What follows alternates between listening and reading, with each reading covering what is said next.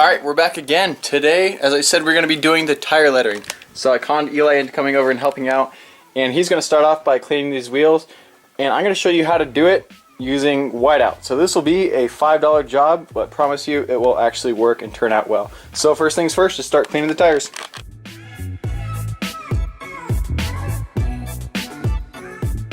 Alright, so our tires are clean, and this is the lettering we're going for. I've already done this one before to give it a test. I know it looks a little dirty, just because I haven't really washed this one in a while. And I have given it washes to make sure that this lasts, so we're using whiteout, and I know it may seem a little weird, but after I did this, I let it sit, let it dry. Then I went out, and the first thing I did was I hit it with a pressure washer. Went full pressure washer right on it, and it's still there. And then I went and I scrubbed it as hard as I could with a wash mitt, and it's still there, nothing came off. And the only thing that I learned is that as you look closely, see if we can get the focus, is you want to do a second coat. I'm not sure how well that's focused, but that's the only thing that need to change really. So we're going to go ahead and trace these out. We're going to use these Sharpies that are little paint Sharpies. Hopefully it'll be enough. We're just going to draw it where we want it. Another tip, you want to get it known. Don't go just in between these two lines here. Stretch it out just a little bit over and a bit on top, so that way it's a bit more visible, because right in between it just kind of looks a little dinky. If you want to just do the outline of that, that'll be easier for you, but in my opinion it just looks a little bit better as bigger. So we're just going to go ahead and start on that. Eli's going to start on one tire there. I'm going to bring another one over, and then we're just going to go ahead and just knock this out.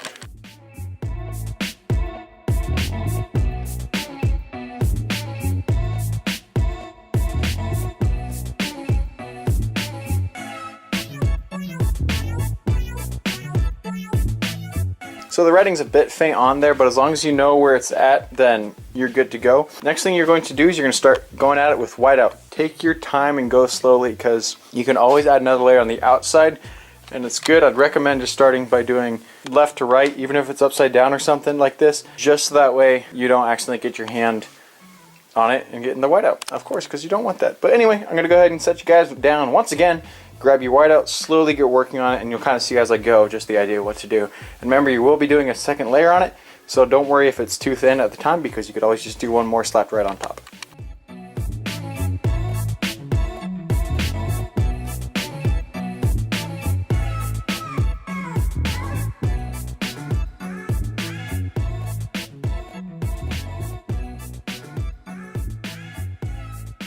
So I've got a couple tires done. This is the original one. I went over it again with the white just to do the big. Eli did this one, knocked it out. Thank you much for that. That's the only tire that's left. And I knocked out this other one over here. So as you can see, it's some good, some bad. Remember that this is a DIY and we're not looking at like TireStickers.com. This is really just something that you're like, I want to do this for the cheap. On the plus side, the tire is going to be rolling, so a lot of the times just the fact that you're going to see it from a distance, it's going to help it out, which I mean, I'm taking it to a show so people are going to look up close, but hey, this car is all about experimenting, and that's how you do tire lettering. It's literally that simple. You clean it off, trace it out, put it on whiteout, and a couple layers later it's done. So anyway, going back to the car now, trying to get it finished up, I really just have to fix up that power steering leak, then top off fluids, and then the car is technically ready to drive. I do have to fix the curb rash. It's not really bad on some of these. I'm just gonna sand down the outer lip. As you can see, there's some notches. Sand down the outer lip and just repaint those black. But on other wheels, I think this is one. I mean, yeah. So this one was my front right before, I know, because I nailed a curb. And then this other one is the worst over here. So, yeah, right down there, nailed a curb coming in. That was like within a week of owning these wheels. So that was a big rip, but that has to be done. Another tangent, this trim came off, and I can't get this to, it's all bent, so I'm in the hunts for a new trim, but I'm just gonna have to go over that. But low-key want to try doing my own trim, never mind. But anyway, that needs to be fixed another day. So anyway, once I get those on, or get those curb rash fixed and painted, then I'm gonna throw those on the car and take it for a test drive. But going back to the power steering and the leak, I did untighten and then retighten the banjo bolt at the bottom that goes right into the rack. It's hard to tell where the power steering leak is coming from because it's so slow, but I think that's it. So I'm hoping that fixed it. We're gonna check and cleaned it all up, and we'll check and see if there's any drips later on, but I'm hoping that fixes it. I gave it a little more torque than before, so fingers crossed. Let's cross fingers that it's good. So next up on the list, I'm just gonna go ahead and knock out that last tire. this last one right here, get the 503 Supra on there, and then I'll check in with you guys again.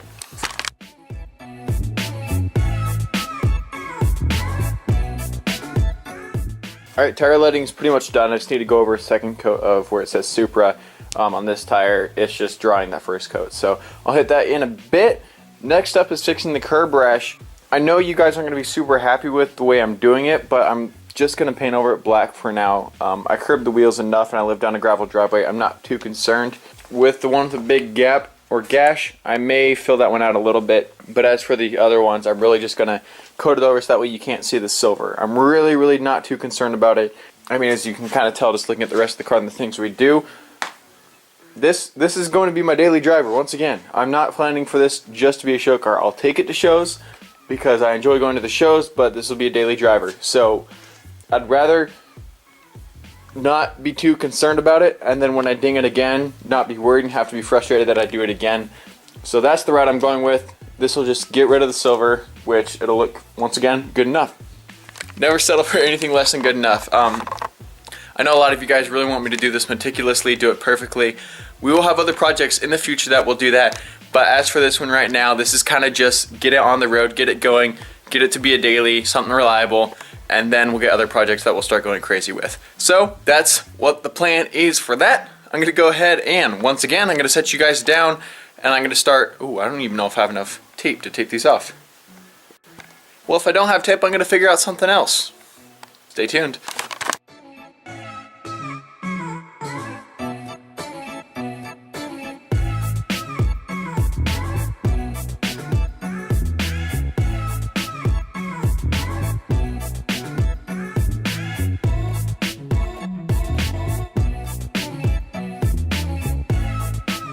Alright, update time since I don't know, and the last thing I cut off was, I think I was putting the tires on. Wheels and tires are on, both sides. And tire lettering looking fantastic. They're not torqued down yet, but I'll do that when they're on the ground, because obviously can't torque the front ones without the ground. But engine-wise update, topped off the radiator fluid, coolant, sorry. Topped off the coolant, topped off the power steering fluid. Leaking isn't looking bad. I think there's a couple drips on the ground left over. It's hitting boost when I do the old sensor, and that's the biggest problem right now. So the old airflow sensor, when it's plugged in, it works just fine. With the new one that's made for this intake, which is awesome, it doesn't even want to hold idle, and obviously when there's no sensor it holds idle, but it's in limp mode. So what I think I'm going to do is, since I really just need to get it on the road now and I can take care of this later, I'm going to pull off this intake. I'm going to take this one, chop it off right before the bend so it can attach just like that, and then maybe chop off a little bit of the end there where that line is. I can fit the end on the inside here, use some sealer to seal it up, and then pop the pod filter on the outside. So it's going to be a little bit of a hack job, and it won't really be exactly professionally what I want done, but it'll get the job done for now, and I think that's just the way to go to get it rolling as is. So not exactly the ideal situation, and I plan to get this one taken care of in the future, but I don't know where to go with this sensor not working and that one with working. I think I'm going to need a new sensor, but I don't have time to get one right now, and I don't want to pay the money for it if I don't know exactly that's what it is. So long story short, time to cut this up and get that on.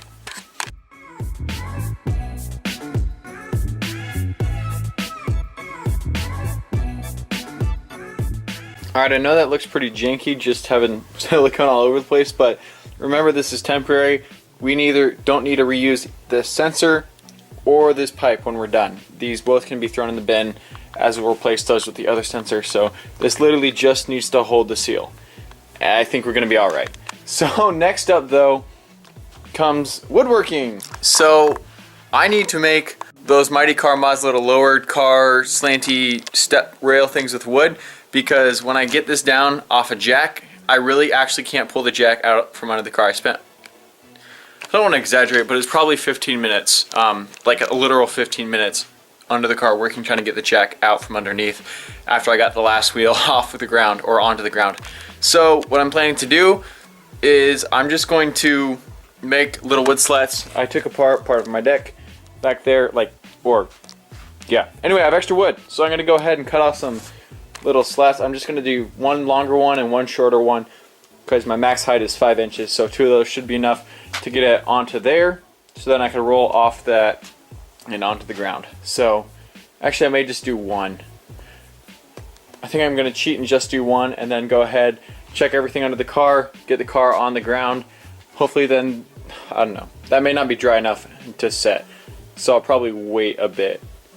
Anyway, let's just go ahead and get those wood slats there.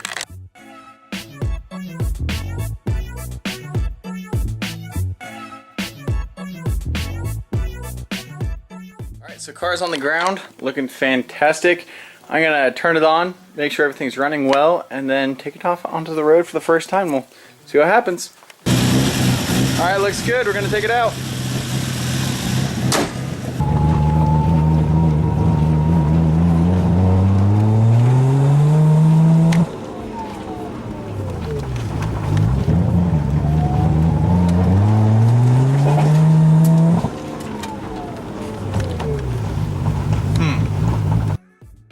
Alright guys, I fixed the issue. So we got a new airflow sensor.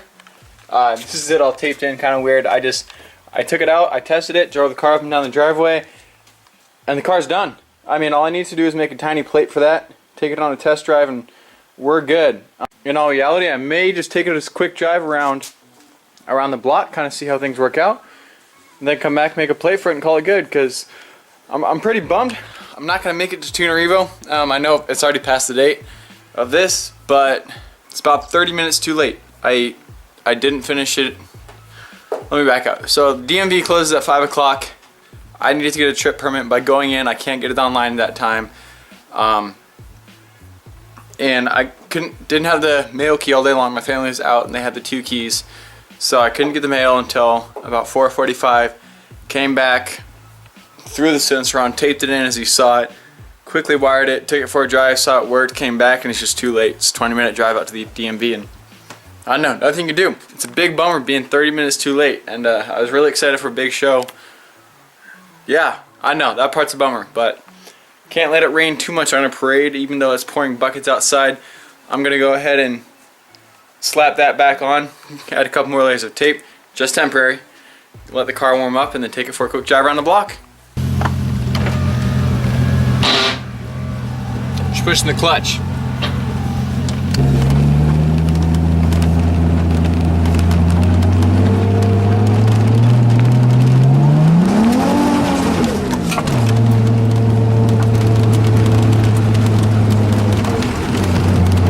That's pretty cool. No registration or license, or I do have a license, I have no insurance, but it's just going to be around the block, so hopefully all is well. Alignment is pretty bad. I forgot we changed that or messed that a little bit. Here comes the first scrape, most likely.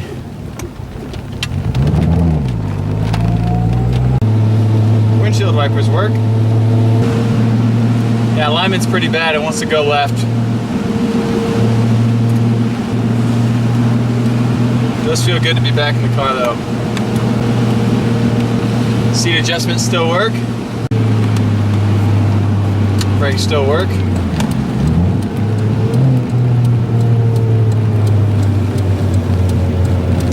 Blinkers work.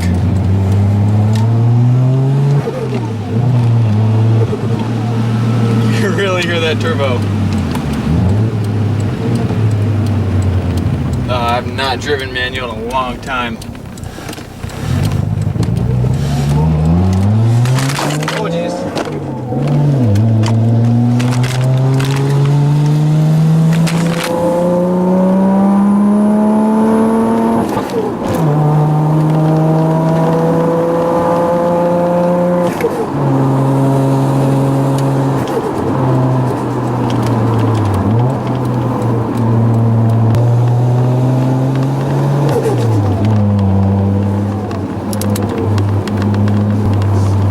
It's pointing at the roof, but something smells not so great.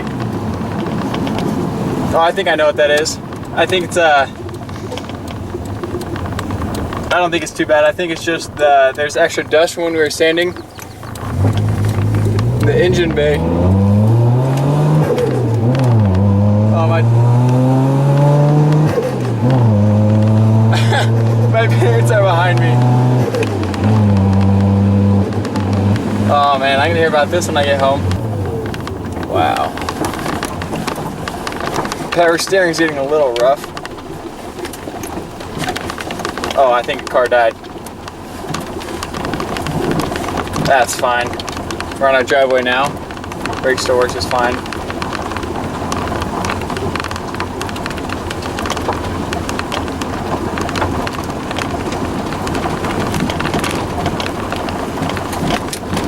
Shut off the fuel pump.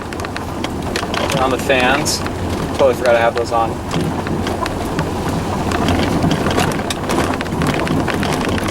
Shouldn't have gotten too hot anyway. Alright, sorry the camera fell over. I didn't want to try to correct it in the middle of driving, so it kind of sat there. Car drove really well. Really dirty, just from the tires going to kick stuff up. It gets even worse when you get the diffuser. I mean, it literally just spun its wheels. Man, you can hear that, the turbo go back. I don't know if the blow-off valve is hooked up correctly, so I'm actually looking into that. There was a little smoke coming off the downpipe, but again, I think it's just because I never sprayed off any of the extra dust. You can kind of see it, but not really. I guess you can see it up here. But any of the dust from when we sanded this, and you see some of it's blown around there. So I'm guessing what happened was it just was burning off a little excess of that. But other than that, not bad. No leaks under the car. Everything's great. The car shut off. I think idle is just a little low because when we adjusted it, I think I just set it just a little low because it sounded like it was obviously low. So I think that's good. That's a good sign. Still bummed I can't go to Tuner Evo, but that's what I'm calling it for this video. So don't forget, do the usual. Dislike and subscribe. Hate in the comments, boys. Bye.